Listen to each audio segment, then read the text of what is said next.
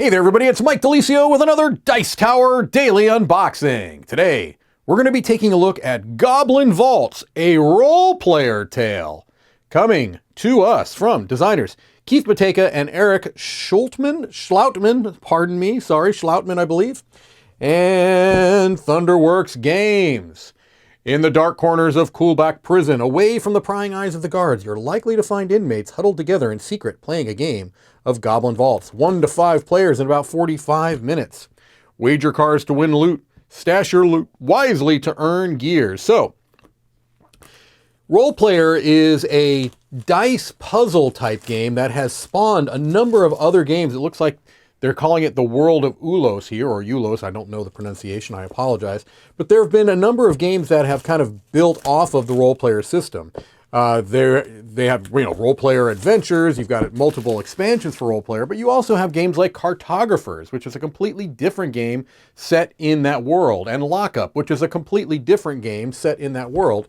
This looks to be one of those types of games, although that is an assumption.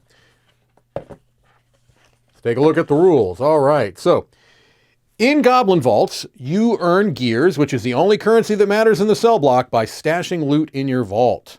With cunning and clever scheming, make your bid to be feared amongst your peers. You'll need wits and luck to play your cards right as you fill your vault and influence the warden in your favor. After 9 rounds, whoever has the most gears wins the game. All right, so they talk about the different cards in the game. You've got your game setup. You've got a different number of suits that are going to be in the game based on number of players. And then you've got the how to play here. Played over 9 rounds. Each round has 3 phases: scheme phase, vault phase, and warden phase.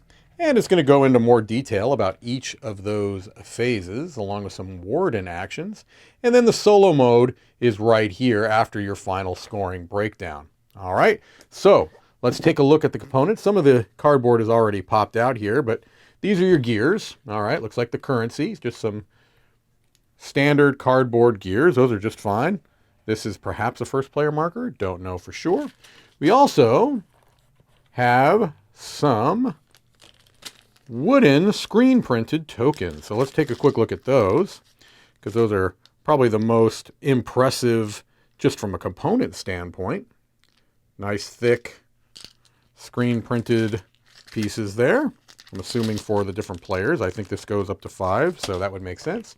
We've got some more gears hiding in the bottom. We've got a score pad for final scoring. All right, which is always nice. Let me get those gears out of the way. And then we've got a large deck of cards, which is going to be the primary component in the game. It's a card game, folks.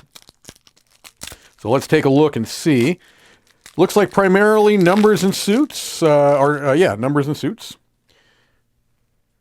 With a bit of art, not a whole lot of art,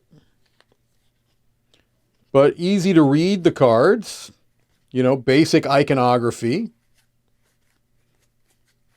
And the artwork, such as it is, it's again very, very minimal, is somewhat consistent with the art you might find in other role player games. So, I think they were going for kind of a unified look there. All right. Looks like your character cards, perhaps, your final scoring cards, which is always nice. Some collection cards. These are double-sided. All right.